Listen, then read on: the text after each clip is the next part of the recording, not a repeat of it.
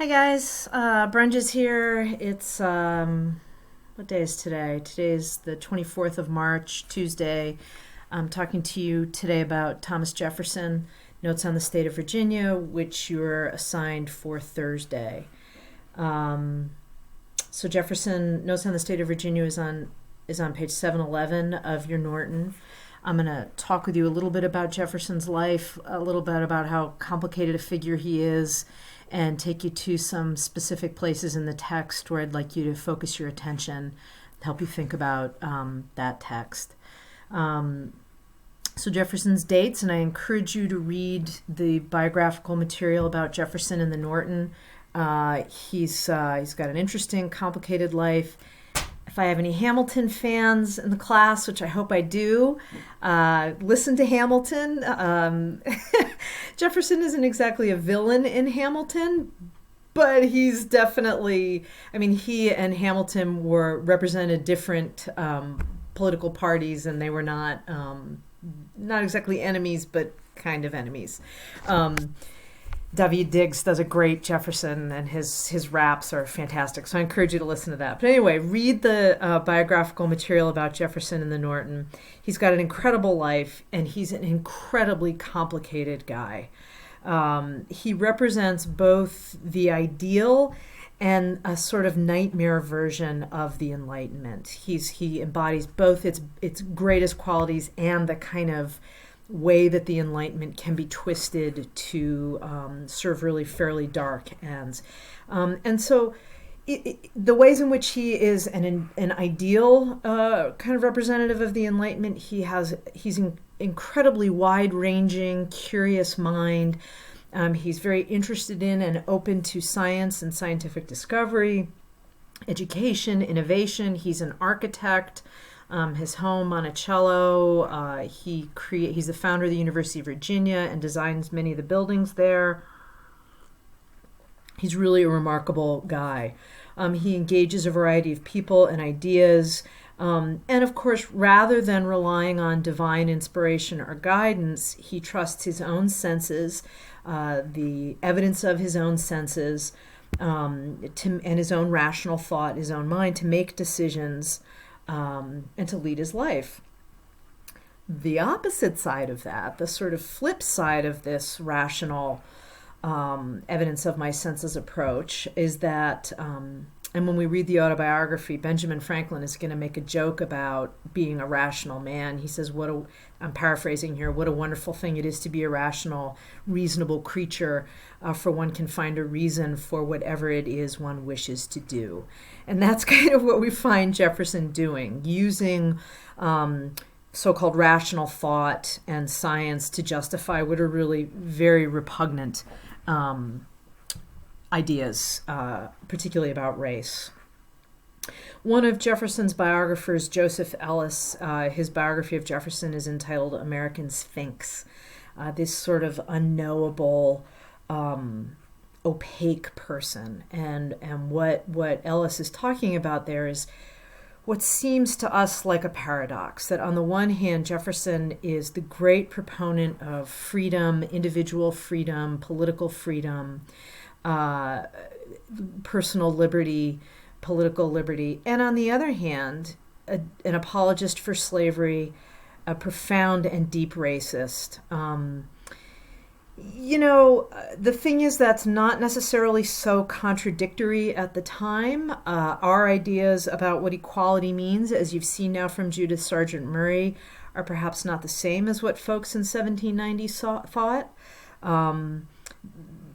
And these are ideas that change over time. Equality is an evolving and changing idea, and God knows in 200 years they're going to look back at us and see what horrible violators of our own professed ethics we are.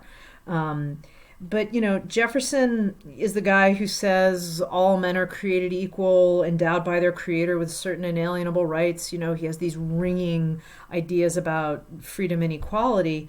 At the same time, he's a slaveholder, an apologist for slavery, and as we know now to almost a certainty, DNA evidence, and as many people suspected in his own day, he had a decades-long relationship with a woman an enslaved black woman, Sally Hemmings, who was his wife after his wife's half sister.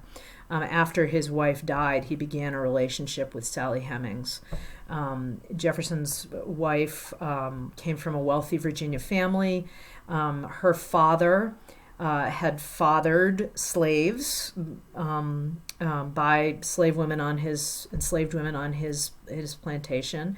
One of those women was Sally Hemmings. Sally Hemmings, Jefferson's wife, brought her to the Jefferson family when they were married, and brought Sally with her.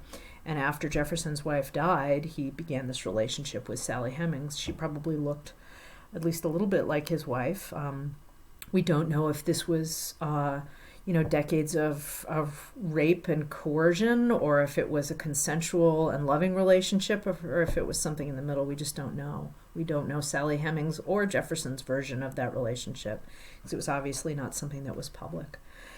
At any rate, he's complicated. And so, I encourage you to, confront this paradox and this contradiction about Jefferson as you're reading the text. A person can hold very beautiful views and very ugly views at the same time, as we all know. And this is the complexity of our founding and the complexity of our nation, right? That on the one hand, beautiful, ideal, inspiring ideas about human freedom and equality. At the same time, tremendous inequality and exploitation and racism and degradation. These two things often come hand in hand in our nation, as they do in many nations. So Jefferson, in addition to serving in the Virginia legislature, and he's a Virginian, obviously, and in the Continental Congress in the 1770s and 1776, author of the Declaration of Independence. He's elected governor of Virginia in 1779 and again in 1780.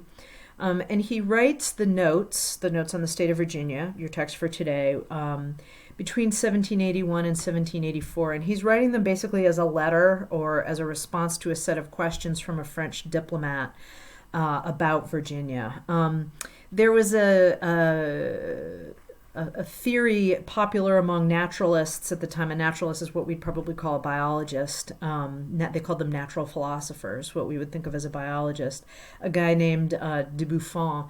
And he theorized, and a lot of other naturalists theorized, that everything in North America was a sort of degraded, smaller, crappier version of animals, plants, geography, everything, natural landscape, a degraded version of what you would find in Europe. And Jefferson is very defensive about this, and that's part of what he's responding to in writing the notes. Additional stuff about his life after 1784, where he's sort of in semi-retirement.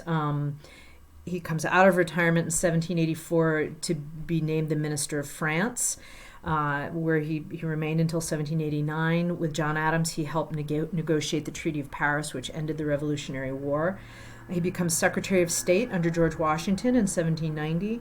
And in 1800, he is elected president, third president of the United States after John Adams. So the notes are this sort of wide-ranging exploration of natural history, politics, religion, and some things I'd like you to pay attention to. I'd like you to look on page 712 with me, if you would, please. I assume you have your text. And it's really in this slavery section where we see the ugliest aspects of Jefferson's worldview and his use of logic and so-called science to support this racist and self-serving position he has, which is that blacks are inferior to whites. He defends he supports his argument that blacks are inferior by his observations, but he's apparently blind to the self-serving nature of his observations. Like, oh, how convenient it is to notice that black people need less sleep than white people when you're using those people as labor on your plantation, right? So he's let's look at the text. On page 712, If you didn't notice this on your own, I'd like you to notice now, he's really afraid of race war. He does not believe that whites and blacks can live together, they can coexist. I'm about halfway down the page on 712. He says, deep-rooted prejudices entertained by the whites, 10,000 recollections by the blacks of the injuries they have sustained, new provocations, the real distinctions which nature has made, and many other circumstances will divide us into parties and produce convulsions which will probably never end but in the extermination of the one or the other race. So what he's saying there is that black people and white people can't live together. We've been too horrible to black people, and they're not going to forget it, and they will kill us if we ever free them. So he argues for the basically colonization of black people, that they be gathered up and sent away on another continent, ideally, away from white people, should slavery ever come to an end. And I'll leave you to look at the rest of that section, mull over this very ugly aspect of Jefferson, and how he sort of perverts the ideals of the Enlightenment, this use of observation and reason, in order to support his very self-serving position that black people are inferior to white people and therefore should be enslaved, and if not enslaved, sent away. The better Jefferson, the one that we prefer sometimes in our own myth-making as a nation to focus on, is found in the section on religion. And here you really find Jefferson articulating really very dearly held American ideals about freedom of religion. I just want to remind you guys that when he writes this in 1780, the First Amendment has not been ratified. And so state-supported churches are not prohibited. And in fact, state-supported churches remain pretty common in this country. In Massachusetts, for example, until the 1830s. We don't abolish state-supported churches until then. So Jefferson is way out ahead of most Americans in his thinking about the relationship between church and state.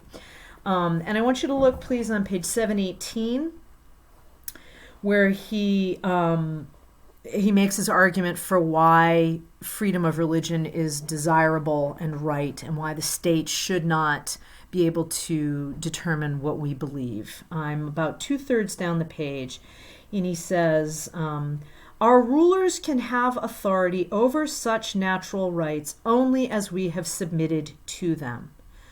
So you have to agree to be ruled in order for a ruler to tell you what to do. He says, we are answerable for them to our God. The legitimate powers of government extend to such acts only as are injurious to others. But it does me no injury for my neighbor to say there are 20 gods or no God. It neither picks my pocket nor breaks my leg. And he goes on to say, reason and free inquiry are the only effectual agents against error. In other words, the only way to live well and to live right is to have free inquiry, to be able to ask questions openly. And he says, there is no reason to have uniformity of religious opinion. It's not good for us, he says on page 719, to make... what has been the effect of coercion? What's the outcome when you force people to have religious uniformity? And he says, well, on page 719, the result of it is that difference of opinion is advantageous in religion. Millions of innocent men, women, and children since the introduction of Christianity have been burnt, tortured, fined, imprisoned. Yet we have not advanced 1 inch toward uniformity. What has been the effect of coercion? To make one half the world fools and the other half hypocrites. So that's the good Jefferson. I'm about out of time. We're coming up on 15 minutes. I'm sorry to have talked so long. There's a lot to say about Jefferson. I hope you'll take your time with this text. I'll post your questions now. Email me with any questions you have and engage with them on discussion board, and I'll talk to you soon. Thanks, guys. I miss you. Bye.